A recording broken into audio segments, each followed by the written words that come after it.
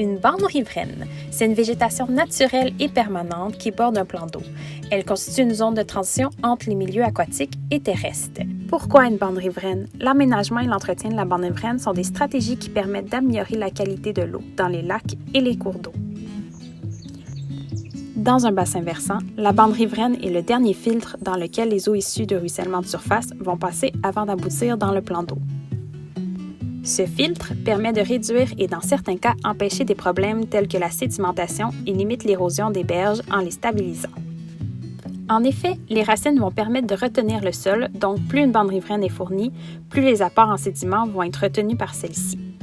Il y a deux manières pour vous de créer une bande riveraine. La plus simple est de laisser aller la nature en cessant de tondre la partie de votre terrain qui longe le plan d'eau. L'autre méthode est la revégétalisation de la rive. Pour ce faire, il vous faut mettre la main à la pâte et planter des herbacées, des arbustes ainsi que des arbres natifs du Québec.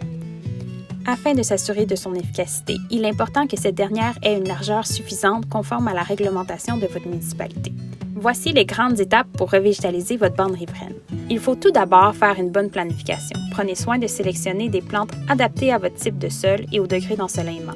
Pour vous aider, identifiez les espèces qui poussent spontanément à proximité et reconstituez les regroupements végétaux naturellement présents sur votre terrain.